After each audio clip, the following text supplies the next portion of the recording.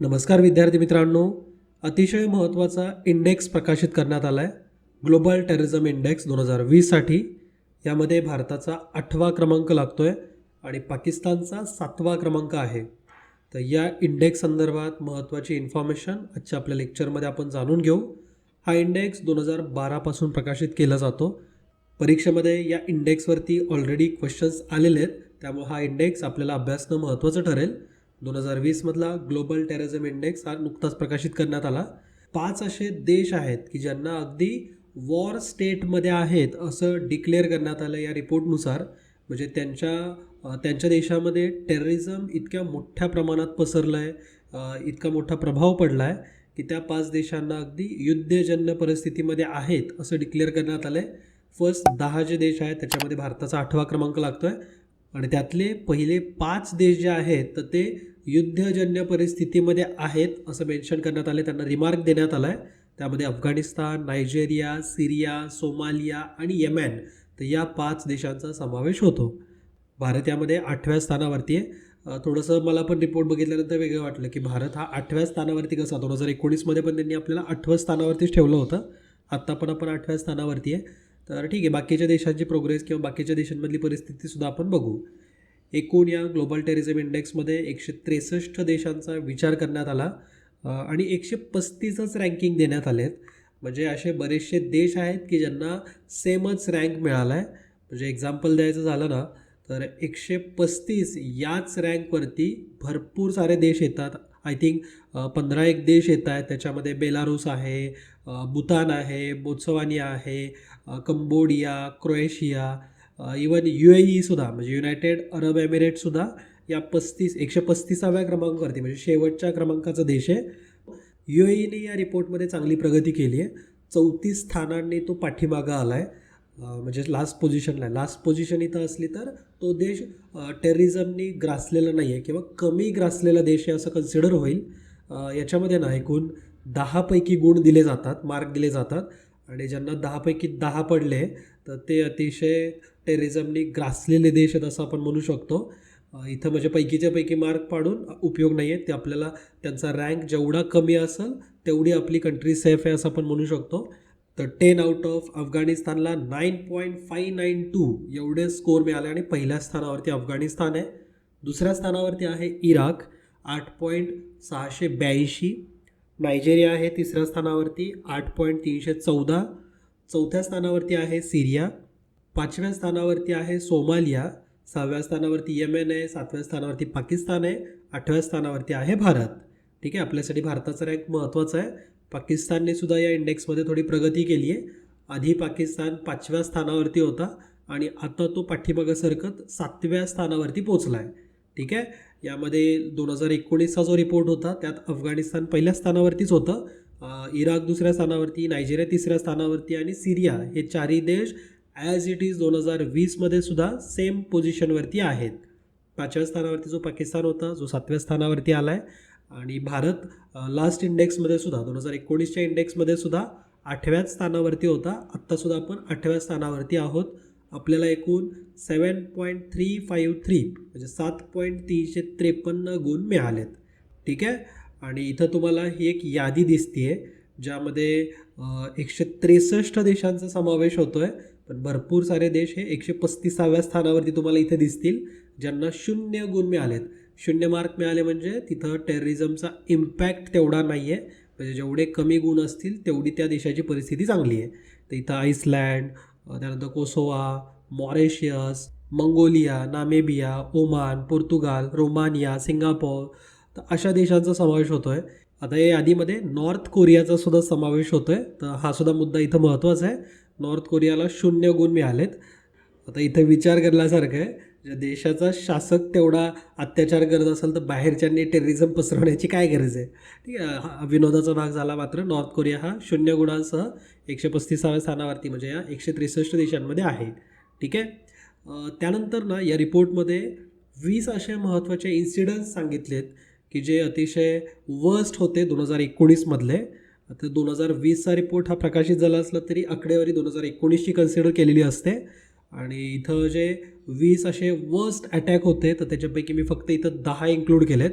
तर त्यातला पहिला सगळ्यात वर्स्ट अटॅक, वर्स्ट म्हणजे सर्वात वाईट, जिथं सर्वात जास्त मृत्यू झाले असतील, हानी झाले असेल, तर तो श्रीलंकेमध्ये झाला होता 21 एप्रिल 2019ला.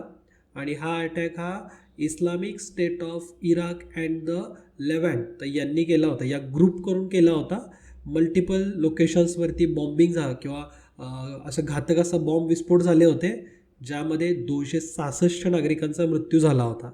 तर श्रीलंकेमधला हा अतिशय घातक असा अटॅक होता, जो की वर्स्ट अटॅक आहे 2019मधला. ईस्टर संडेला तो झाला होता. टार्गेट केलं होतं चर्चला, हॉस्टेल्सला, जे हाऊसिंग कॉम्प्लेक्स होते त्यांच्यामध्ये बॉम्ब अटॅक करण्यात आला होता. तर अतिशय वाईट असा अटॅक होता, जो की वर्स्ट अटॅक आहे 2019मधला. 266 जणांचा मृत्यू झाला होता. तर इथं जर तुम्ही फक्त 10 जरी बघितले, म्हणजे टॉप 10 जर वर्स्ट अटॅक बघितले, तर अफगाणिस्तानमध्ये सर्वात जास्त झालेले दिसतील. त्यानंतर आहे नायजेरिया. अफगाणिस्तानमध्ये बघा, तिसऱ्या क्रमांकाचा अटॅक, 5वा, 7वा आणि 9वा, म्हणजे 10पैकी 4 अटॅक तर अफगाणिस्तानमधलेच आहेत.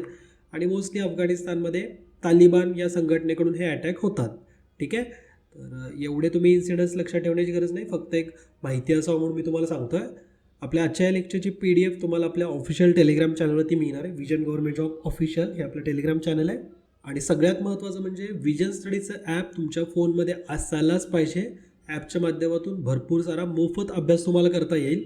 आणि जर तुम्हाला अफोर्ड होत असेल तर तुम्ही विजन स्टडीच्या वेगवेगळ्या कोर्सेसमध्ये प्रवेश घेऊ शकता. मी तुम्हाला सजेस्ट करतो आहे की जर तुम्ही येणाऱ्या 2020च्या राज्यसेवा, संयुक्त गट या परीक्षांची तयारी करताय, तर question answer revision batch, test series याच्यामध्ये प्रवेश घ्या. कारण आत्ताच ती संधी आहे, तुम्ही चांगली प्रॅक्टिस करून तयार राहू शकाल. ज्यावेळेस कधी नोटिफिकेशन येईल तर तुमच्याकडे 45-40 दिवस असतील, तर तुमची तयारी त्या लेवलची व्हायला पाहिजे. आणि मित्रांनो, एक गोष्ट लक्षात घ्या की भरपूर जणांनी तलवारी टाकून दिलेल्या आहेत, म्हणजे आता अभ्यासाची तयारी सोडून दिलेली आहे. तर तो तुम्हाला प्लस पॉईंट असतो की तुम्ही त्यांच्यापुढं कसं जायचं आहे, तुम्ही या टाईमला कसं युटिलाइज करायचं आहे. कारण एक्झाम तर होणारच आहे. तुम्ही त्या एक्झामसाठी फॉर्म पण भरला होता, तुमचे इवन ॲडमिट कार्डसुद्धा आले होते, तर म्हणजे बरंचसं काही मॅनेज झालं होतं. तर आता ज्यावेळेस कधी नोटिफिकेशन येईल तर तुमच्याकडं 30-40 दिवसांचाच टाईम दिला जाईल. तर तुमची तयारी त्या लेवलची करून घ्या. भरपूर जण ऑलरेडी सरेंडर करून बसलेत, तर तुम्ही व्यवस्थितपणे तयारीत राहा. ठीक आहे. आपल्या मुख्य मुद्द्यामध्येच येऊ. अफगाणिस्तान पहिल्या स्थानावरती आहे. 2001 पासूनचं जर आपण बघितलं तर 39,358 जणांचा मृत्यू हा टेररिस्ट अटॅकमध्ये झालेला आहे अफगाणिस्तानमध्ये. 2018च्या तुलनेमध्ये 2019मध्ये टेररिस्ट डेथ ज्या आहेत तर त्या खूप घसरलेल्या आहेत, खूप कमी झालेल्या आहेत अफगाणिस्तानमध्ये. किंवा ग्लोबली जरी आपण विचार केला ना, तर टेररिस्ट अटॅक आणि टेररिस्ट अटॅकमध्ये झालेले मृत्यू, तर हे दोन्हींमध्ये खूप घट झाली आहे. आता तुम्ही म्हणाल की सर, या टेररिस्ट लोकांचं कसं काय, त्यांचं काही आत्मपरिवर्तन वगैरे झालं की काय? तर तसं नाही आहे. थोडा प्रॅक्टिकल विचार केला तर कोविडवाली सिच्युएशन होती, म्हणजे ऑल ओव्हर इंडिया किंवा ऑल ओव्हर वर्ल्ड ज्या पद्धतीने इकॉनॉमीला इम्पॅक्ट झालेला आहे की बिझनेस कोलॅप्स वगैरे झाले आहेत, तर तसाच टेररिझमबद्दल पण झालं आहे. त्यांना फंडिंग वगैरे ऑब्व्हियसली झालं नसेल, तर त्यामुळे टेररिस्ट अटॅक पण कमी झालेत. तर कोविड-19 हे मुख्य रिझन आहे की ज्याच्यामुळं आपल्याला ॲक्टिव्हिटी, टेररिस्ट ॲक्टिव्हिटीज कमी झालेल्या दिसत आहेत, त्याच्यामुळे डेथ पण कमी झाल्यात. तर हे ऑब्व्हियस होतं. तर आता बघू, आता इकॉनॉमी परत ग्रो व्हायला लागल्यानंतर परत हे टेररिस्ट किंवा अशा मानसिकतावाले परत एकदा अटॅक सुरू करतील. पण तसं होऊ नये हीच देवाच्यानी प्रार्थना. अफगाणिस्तान पहिल्या स्थानावरती आहे. 9.592 तेवढे गुण त्यांना मिळालेत. एकूण 2019 या एका वर्षामध्ये 5,725 मृत्यू झालेत. आणि एकूण इन्सिडंट जे आहेत, म्हणजे एकूण अटॅक तुम्ही म्हणू शकता, तर ते 1422 वेळेस झालेले आहेत. ओके. तर 1422 वेळेस एखाद्या देशामध्ये टेररिस्टचा अटॅक होणं ही एक खूप मोठी गोष्ट आहे आणि वाईट गोष्ट आहे. पाकिस्तान 7व्या क्रमांकावरती आपण बघितलं होतं ना, तर पाकिस्तानमध्ये सुद्धा बघा तुम्ही डेथचा जर इथं ग्राफ बघितला तर तो खूप डाऊन झालेला आहे, खूप कमी झालेला आहे. 2019मध्ये तो ऑलमोस्ट खूपच कमी आला आहे. 2019मध्ये फक्त पाकिस्तानात 301 मृत्यू झालेत आणि 279 इन्सिडंट झालेले आहेत. आणि एकूण 2001 पासून विचार केला तर 17,510 जणांचा मृत्यू हा पाकिस्तानमध्ये झालेला आहे.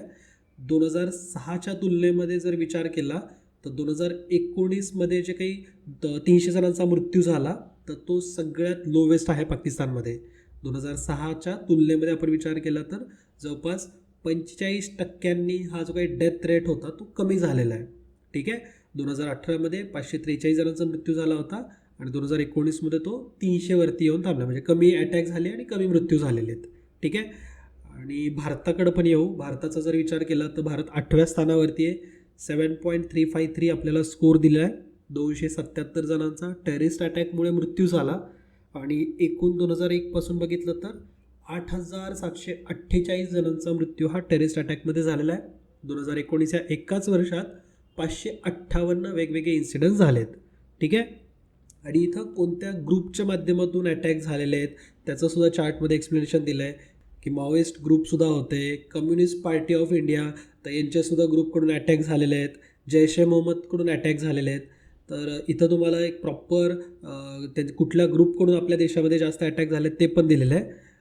आणि भारत 8व्या स्थानावरती कसं काय हे थोडा मला प्रश्न पडला होता.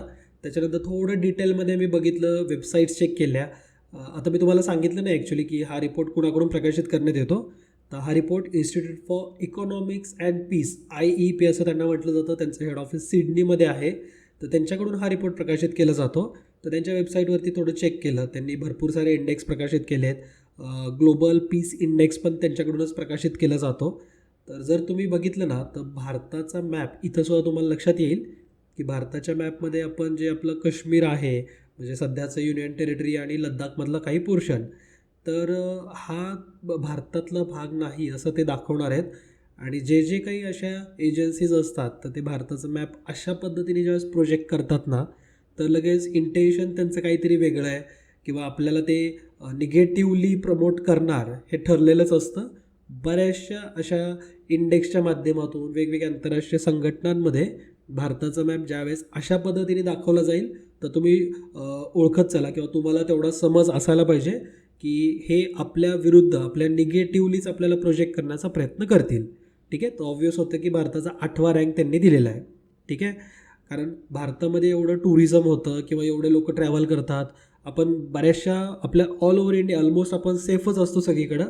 टेररिस्ट अटॅक जर म्हटलं तर जम्मू आणि काश्मीर व्यतिरिक्त कुठेही होत नाहीत. आणि आपले जे माओइस्ट अटॅक आहेत म्हणजे जे नक्षली अटॅक आहेत तर ते सुद्धा ठराविक राज्यांपुरते मर्यादित आहेत. तर भारत असा 8व्या स्थानावरती येईल एवढ्या पण वाईट सिच्युएशनमध्ये नाही आहे. पण ठीक आहे, आता यांचे अजेंडे काही ना काही वेगळे ठरलेले असतात. तर त्या बाबींमध्ये लक्ष न देता आपण लेक्चरमधला पुढचा महत्त्वाचा मुद्दा बघू. जर आपण वेस्टर्न जगाचा जर विचार केला तर अमेरिकेमध्ये सगळ्यात जास्त इन्सिडंट झालेले आहेत.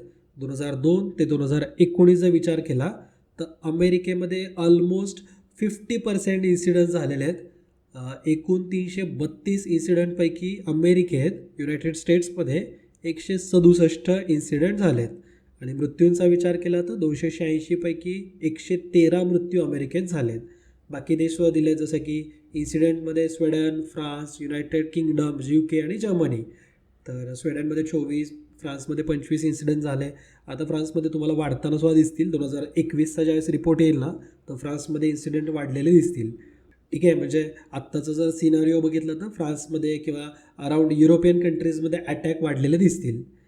त्यानंतर आपण 2019मधल्या एकूण टेररिस्ट डेथपैकी जर 80% डेथचा विचार केला, 80% मृत्यूंचा विचार केला तर तो 10 देशांमध्ये झाला आहे.